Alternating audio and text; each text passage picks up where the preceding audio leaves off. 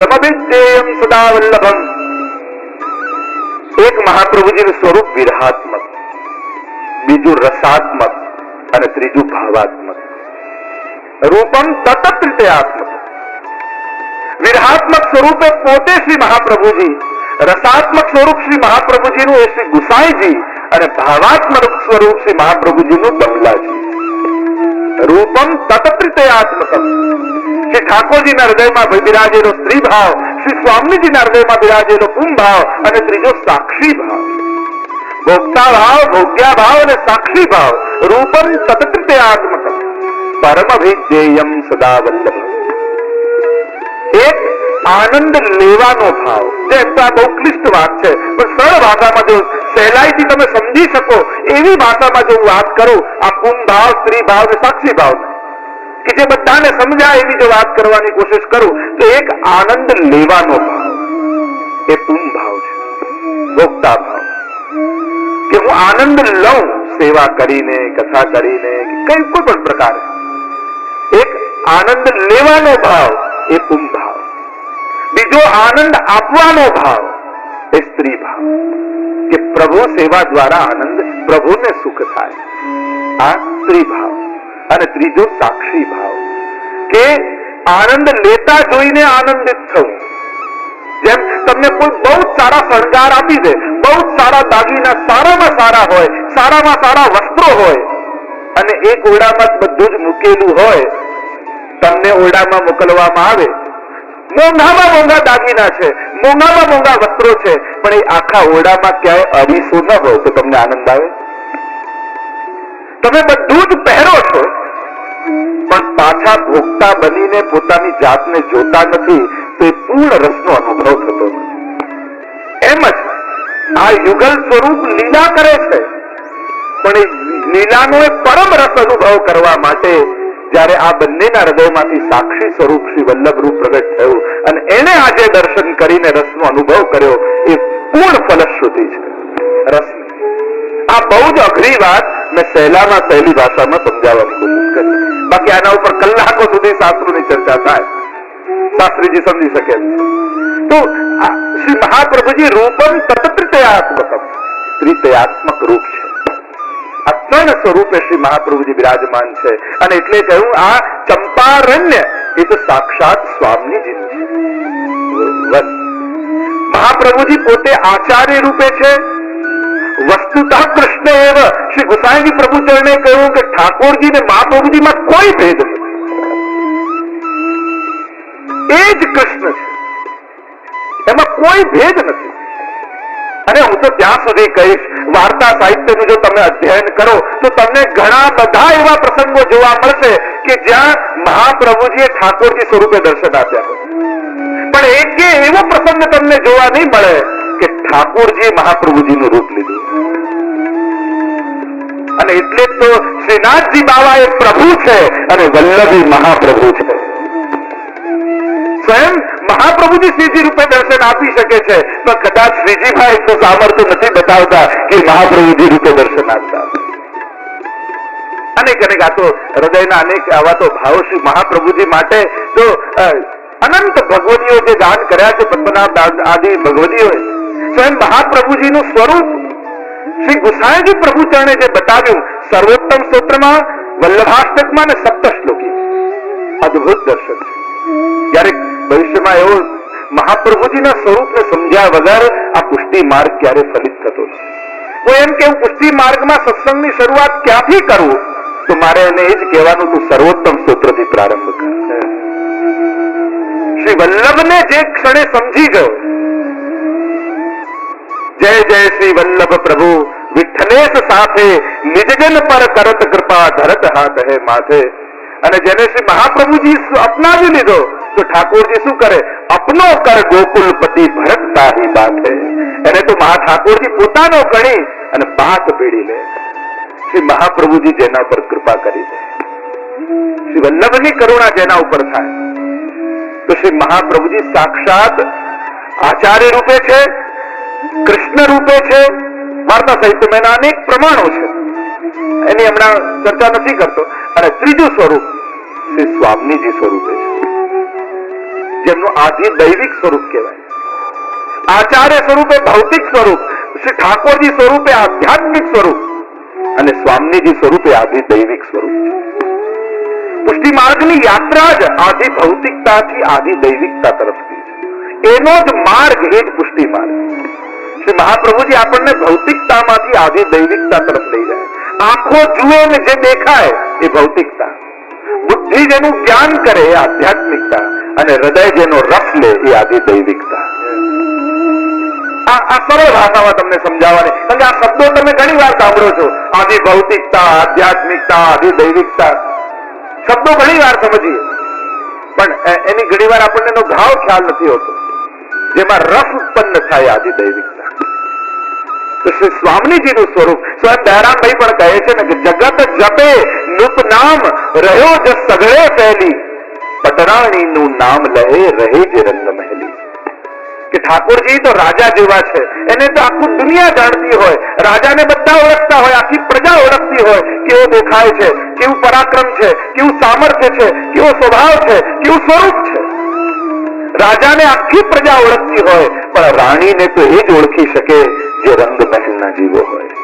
એમ જ શ્રીનાથજી બાવાને તો આખી દુનિયા ઓળખે, પણ વલ્લભને તો એ જ જાણી શકે જે અંતરંગ દૈવી જીવો હોય, જે રંગ મહેલના નિત્ય લીલાના જીવો હોય એ જ મહાપ્રભુજીના સ્વરૂપને ઓળખી શકે. કઈ રીતે સ્વામીજી રૂપે મહાપ્રભુજી નિત્ય લીલામાં કૃપા કરે છે એ સપ્તશ્લોકીના વિવેચનમાં ઘણી બધી બહુ અદભુત ચર્ચાઓ ત્યાં ગુસાઈજી પ્રભુ છે ટીકામાં ગોકુલનાથજી આદિએ કરી. તો આ સ્વામીજી સ્વરૂપ શ્રી મહાપ્રભુજી છે. આપણે ત્યાં દરેકનું એક સખી રૂપ નિત્ય લીલામાં બિરાજે છે. દરેક બ્રહ્મ સંબંધી જીવનું તમે 84-252 વૈષ્ણવની વાર્તામાં પણ જુઓ, ત્યારે 3 જન્મની વાર્તા તમે વાંચશો ત્યારે વાર્તા પ્રારંભ થતા પહેલા એનું પૂર્વ ચરિત્ર આવશે અને એમાં લખ્યું હોય કે નિત્ય લીલામાં આ સખી અથા આના ભાવની આ સખી સેવા કરતા કરતા એક ક્ષણ એવી આવી જાય કે ઠાકોરજીની કૃપાથી એ મૂળ સ્વરૂપનું જ્ઞાન જીવને થાય અને એ સ્વરૂપનું જ્ઞાન થયા પછી જે સેવા થાય એ આદિ દૈવિક સેવા બની જાય. પછી બધું જ ગૌણ બની અને નિત્ય લીલાનો રસ ભૂતલ પર પ્રગટ થઈ જાય. પુષ્ટિ મહારસ બેન પ્રગટે, પુષ્ટિ મહારસ બેન. મહાપ્રભુજી આ જ રસ આપવા માટે ભૂતલ પર પધાર્યા. લોકો રાજી થાય કે જો આપણે કંકુ કાઢ્યું, આપણે ભભૂત કાઢ્યું અને આ કર્યું. હું તો કહું છું સૌથી મોટો ચમત્કાર મહાપ્રભુજીએ કર્યો છે. એમણે તો ત્રિલોકનો નાથ તમારા ઘરમાં કાઢીને બતાવ્યું કે સારસ્વત કલ્પની લીલા તમારા ઘરમાં પ્રગટ કરી દીધી. આનાથી મોટો બીજો ચમત્કાર છે. લોકો આ કંકુ ભભૂત આપણો કોઈ ઉદ્ધાર કરવાના નથી. મહાપ્રભુજીની કૃપા તો જુઓ. બાકી બધે ભલે કલિયુગ ચાલતો હશે, પણ જેના ઘરે પુષ્ટાયેલા ઠાકોરજીની સેવા થાય છે એના ઘરમાં કલિયુગ નહીં પણ સારસ્વત કલ્પ ચાલી રહ્યો. તેને કાળ કર્મ નવ બાંધે રે. દરેક વ્યક્તિ બે વસ્તુથી બંધાયેલા છે. એ તો 3 કહી છે, કાળ, કર્મ અને સ્વભાવ. પણ મહાપ્રભુજી ત્યાં વેણુ ગીતની સુબોધનીમાં પણ કહે છે કે જયારે નિત્ય લીલા આદિ દૈવિકી લીલા હોય ત્યાં 3 વસ્તુ નથી હોય. સાક્ષાત મહાદેવજીનો અવતાર એટલે એમનું નામ થયું ગંગાધર. जिनके पुत्र भये गंगाधर, जिनके गणपति. આ ગંગાધર ભટ્ટે 28 સોમયજ્ઞ કર્યા. તેમના પુત્ર થયા ગણપતિ. એમણે 30 સોમયજ્ઞ કર્યા. એકવાર વિદ્વત સભામાં બિરાજમાન હતા અને દરેક બ્રાહ્મણોને સાક્ષાત ગણેશજી બિરાજમાન છે એવા દર્શન એમનામાં થયેલા.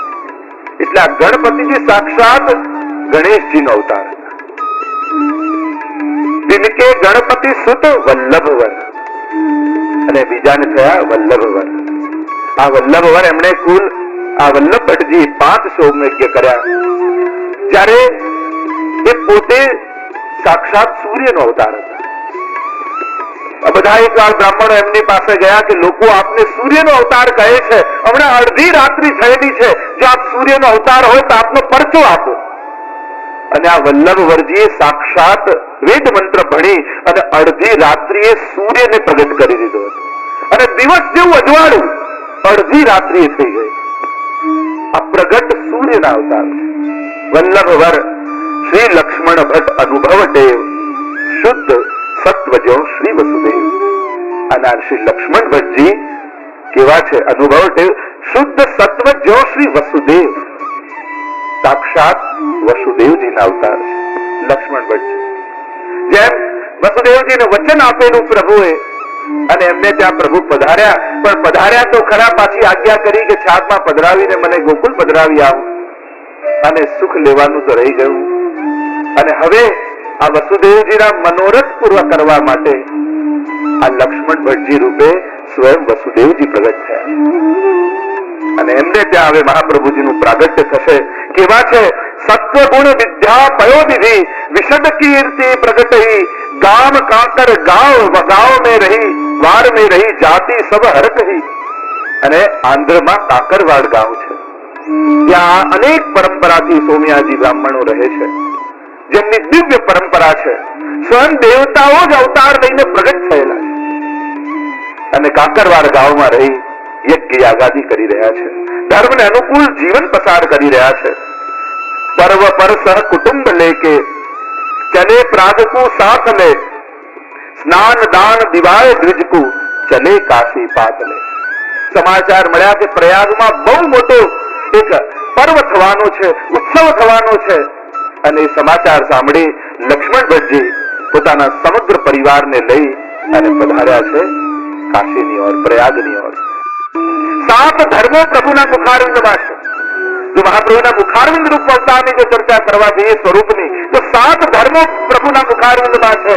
વિસ્તાર નથી કરતો, સમજમાં અભાવ છે, પણ પ્રભુના મુખમાંથી વેદનું પ્રાગટ્ય છે, પ્રભુના મુખમાંથી અગ્નિનું પ્રાગટ્ય છે, ભોજન આરોગાય છે, બ્રાહ્મણોસ્ય મુખમાં આસિત જાય તો બ્રાહ્મણોનું પ્રાગટ્ય છે. આ જેટલા પણ લક્ષણો છે એ બધા જ 7 ધર્મો શ્રી મહાપ્રભુજીમાં બિરાજે. વેદનું વેદ પારગ શ્રી મહાપ્રભુજી છે. સરસ્વતીજીનું પ્રાગટ્ય છે અને મહાપ્રભુજી કેવા છે? વાઘપતિ. ઘટ સરસ્વતીનો પ્રસંગ આવે છે ને, ગળામાં સરસ્વતીજીને બાંધી રાખેલા અને બધા જોડે શાસ્ત્રાર્થ કરવા જાય આ બ્રાહ્મણ, અને શાસ્ત્રાર્થ કરે અને શાસ્ત્રાર્થ ચાલતો હોય ત્યારે ગળામાંથી સરસ્વતીજીને પ્રગટાવે અને સરસ્વતીજી જ્યાં પ્રગટ થઈને કહે કે ના, આ બ્રાહ્મણ સાચો છે, અને આમ શાસ્ત્રાર્થમાં બધાને હરાવે. મહાપ્રભુજી પધાર્યા છે ગામમાં, શાસ્ત્રાર્થ માટે દલકાર કરેલા ઘટ સરસ્વતીએ મહાપ્રભુજી સ્વીકાર્યો અને શાસ્ત્રાર્થ ચાલ્યો. હાર તો ગયો આ બ્રાહ્મણ, પ્રતીક્ષા કરે છે કે હમણાં સરસ્વતીજી પ્રગટ છે અને મારો પક્ષ લેશે. આખો શાસ્ત્રાર્થ પૂરો થઈ ગયો, હારી ગયો બ્રાહ્મણ, પણ સરસ્વતીજી બહાર ન પધાર્યા, બોલ્યા નહીં. ઘરે લઈને આવ્યો ઘડો, ત્યાં સરસ્વતીજી પ્રગટ થયા, કહ્યું કે અરે બધાની આગળ તો આપ બોલો છો, આજે કેમ ન બોલ્યા? સરસ્વતીજીએ કહ્યું, બધા જ બ્રાહ્મણો તો મારા પુત્ર છે, પણ પતિ સામે બિરાજેલા હોય તો મારાથી કેમ બોલાય? આ તો સ્વયં વાઘપતિ છે. 100 બ્રાહ્મણો મળીને આવ્યા ઉજ્જૈનમાં મહાપ્રભુજી સાથે શાસ્ત્રાર્થ કરવા. ક્યાં એક જઈએ છે તો હારી જઈએ છે, એટલે 100 જણા એક સાથે પ્રશ્નો કરે અને મહાપ્રભુજી 100 મુખારવિંદ ધારણ કરી એક જ ક્ષણે બધાનો ઉત્તર આપી દીધા. આ તો વાઘપતિ છે, વદન અવતાર છે. અને એટલે જ કહું, પ્રગટ વદન વિલાસ. જયારે ઠાકોરજીને થયું કે મારું મહાત્મ્ય જગતમાં કઈ રીતે પ્રગટ કરવું, બધા ભગવાન વિશે કહે છે, ભગવાનને કહી શકતા નથી. वाण्या यदा तदा स्वास्थ्यम प्रादुर्भूतम चकारहि. सर्वोत्तम सूत्र में भी गोसाई जी आज्ञा करते हैं कि जब प्रभु को हुआ कि मेरा महात्म्य कौन कहे, मारा महात्म्य में कौन वर्णन करे, કારણ કે જ્યાં પણ જાઓ ત્યાં તમને સાધન પકડાવવામાં આવે છે, ફલ આપતા નથી. ભગવાન વિશે કહેવામાં આવે છે, ભગવાનને કહેવામાં આવતા નથી. ધર્મનું વર્ણન થાય છે, ધર્મી ગૌણ બનાવી દેવામાં આવે છે. મારા મહાત્માને કોણ વર્ણિત કરે? અને જયારે કોઈ ન દેખાય ત્યારે પ્રભુને થયું મારે જ પ્રગટ થવું પડશે, અને પોતે કૃપા કરી દયા નિજમાહત્યમ કરિષ્યમ પ્રગટમ હરિ વાણ્યા યદા તદા સ્વાસ્યમ પ્રાદુર્ભૂતમ ચકારે. અને એટલે એ જ પ્રભુ શ્રી મહાપ્રભુજી રૂપે પ્રગટ થયા. શ્રી ઠાકોરજીનો મુખાવતાર વદનાવતાર રૂપે પ્રગટ થયા. મહાપ્રભુજીનું પ્રાગટ્ય થયું અને પ્રસન્ન થઈ ગયા લક્ષ્મણ ભટ્ટજી. સંકેત મળ્યો છે ઈશ્વરનો. શ્રી મહાપ્રભુજીને ગોદમાં લઈ શ્રી વલ્લભ કુ લે આય કાશી સુંદર રૂપ નયન સુખ રાશિ. કેવા છે? જેમ ઠાકોરજીના મોટા મોટા કમળ જેવા નેત્રો, એમ શ્રી મહાપ્રભુજીના પણ નેત્રો છે. સુંદર રૂપ, આપ કેવા છો? સર્વાંગ સુંદર છે. સુખ રાશિ, સુખ સેવ્ય. 7 વર્ષ ઉપવિત ધરાય, તબતે વિદ્યા પડન પઠાય. 7 વર્ષ શ્રી મહાપ્રભુજીને થયા, હજી તો બાલ્ય અવસ્થામાં હતા, ત્યાં જ સંકેતો મળવા લાગ્યા કે આ કોઈ મહાપુરુષ થવાના છે. નાના નાના બાળકોની એ સમયમાં પરીક્ષા થતી કે આ બાળક મોટું થઈને થશે શું. એટલે મહાપ્રભુજી આગળ પણ પરીક્ષા કરી. અમુક વસ્તુઓ રાખવામાં આવે, તરાજુ રાખવામાં આવે, પુસ્તક ગ્રંથ રાખવામાં આવે, હથિયાર રાખવામાં આવે, આટલી બધી વસ્તુઓ સામે રાખવામાં આવે, જુદી જુદી વસ્તુ. અને બાળક કઈ વસ્તુને પકડે છે એના ઉપરથી ખ્યાલ આવે કે આ મોટો થઈને શું કરશે. અને મહાપ્રભુજી નાના છે, ઘૂંટણીએ ચાલતા ગયા છે અને સન્મુખ બધી વસ્તુ રાખવામાં આવી, અને મહાપ્રભુજી ઘૂંટણીએ ચાલતા ચાલતા આવીને ગ્રંથ લઈને એમ વાંચવા લાગ્યા જાણે કોઈ પ્રકાંડ પંડિત ગ્રંથ વાંચતો હોય. અને સંકેતો મળવા લાગ્યા. નાનપણથી જ મહાપ્રભુજીની પ્રિય ગાય હતી પયોદા. મહાપ્રભુજીને ખૂબ વહાલ કરે. રોજ સવારે ઉઠીને એને ગૌગ્રાસ નાખવા પધારે, અને ગાય પણ બહુ સેવાય. એકવાર મહાપ્રભુજી બહાર પધાર્યા હતા, બાલ્ય અવસ્થા છે, અને બહારથી પધારે તે પહેલા દોડતા ગૌશાળામાં જઈને પયોદાને મળે. અને એટલા મહાપ્રભુજી બહાર પધારેલા છે એટલામાં પયોદાનું નિધન થઈ ગયું, મૃત્યુ થઈ ગયું. બધા ઘરના વિચારમાં પડ્યા કે જો આ સમાચાર શ્રી વલ્લભને મળશે તો એ તો ભોજનની આરોગ્ય અને જળનો ત્યાગ કરી દેશે, શું કરીએ? બધા ચિંતામાં પડ્યા છે. એટલામાં બાલ સ્વરૂપ શ્રી વલ્લભ પધારે.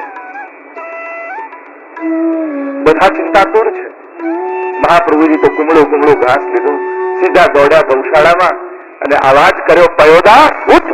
અને એટલામાં મૃત્યુ પામેલી ગાય જીવિત બનીને ઉભી થઈ ગઈ. મહાપ્રભુજીના હાથથી ગ્રાસ ખાવા લાગી. બધા ચકિત થઈને જોવા લાગ્યા કે આ કોઈ સાધારણ બાળક નથી. 7 વર્ષના શ્રી મહાપ્રભુજી થયા અને યજ્ઞોપવિત સંસ્કાર કરવામાં આવ્યા. આપ તો સ્વયં કર્મ માર્ગ પ્રવર્તક છે. એકવાર મહાપ્રભુજી સંધ્યાવંદન કરતા હતા, વૈષ્ણવની દ્રષ્ટિ પડી અને પ્રશ્ન કર્યો કે મહારાજ આપ તો ભક્તિ માર્ગના આચાર્ય છો, પછી આ કર્મકાંડ કેમ કરો? મહાપ્રભુજીએ બહુ સુંદર ઉત્તર આપતા કહ્યું કે જુઓ, ભક્તિ માર્ગ એ તો ફૂલોનો બગીચો છે અને કર્મકાંડ એ કાંટાની વાડ છે. જો વાડ ન કરવામાં આવે તો કોઈ પણ બગીચો બગાડી જાય. આ તો કર્મ માર્ગ પ્રવર્તક છે, વેદ પારગ છે. 7 વર્ષ થયા, ઉપવિત ધારણ. 7 વર્ષ ઉપવિત ધરાય, તબતે વિદ્યા પડન પઠાય. અને ગુરુને ત્યાં વિદ્યા અભ્યાસ કરવા માટે, કારણ કે જનોય સંસ્કાર થાય પછી જ વેદનો અધિકાર મળે. દ્વિજ બનવામાં આવે. જો બ્રાહ્મણને દ્વિજ કહેવાય, કારણ કે 2 વાર એનો જન્મ થાય છે. એક તો માના કુખે અને બીજી વાર જયારે એના જનોય આદિ સંસ્કાર કરવામાં આવે અને વેદનો એને અધિકાર મળે અને વિદ્યા ભણવા માટે મોકલ્યા છે. જેમ પ્રભુ પધાર્યા હતા ઉજ્જૈનમાં,